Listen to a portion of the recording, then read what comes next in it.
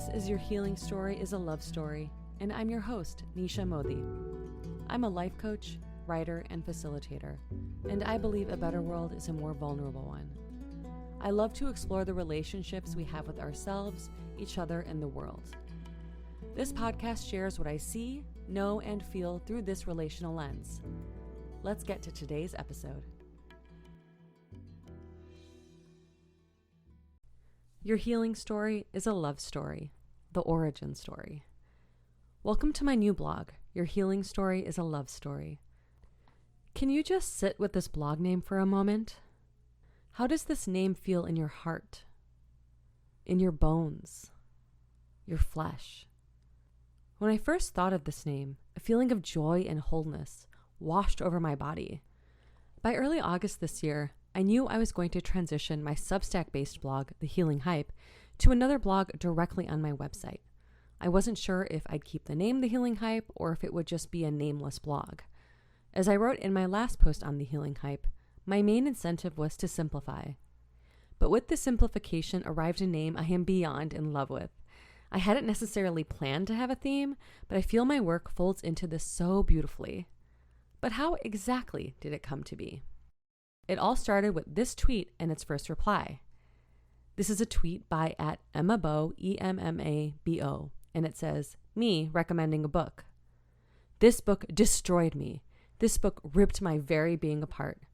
I read the end sobbing in a fetal position on the floor, and I didn't move for 3 hours.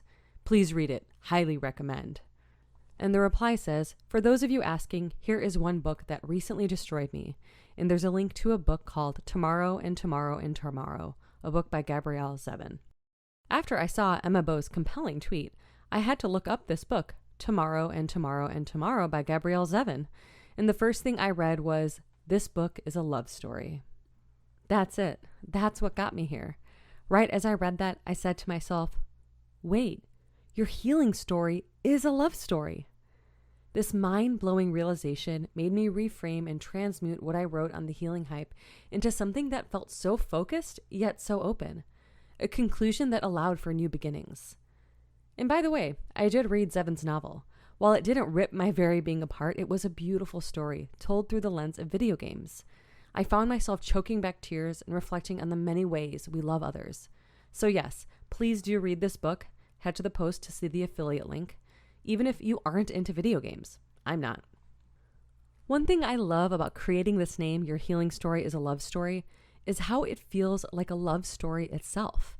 A love story about how I connected ideas simmering in my mind, like knowing that I wanted to make a shift with my blog, to inspiration from the outside world, which came in the form of a tweet.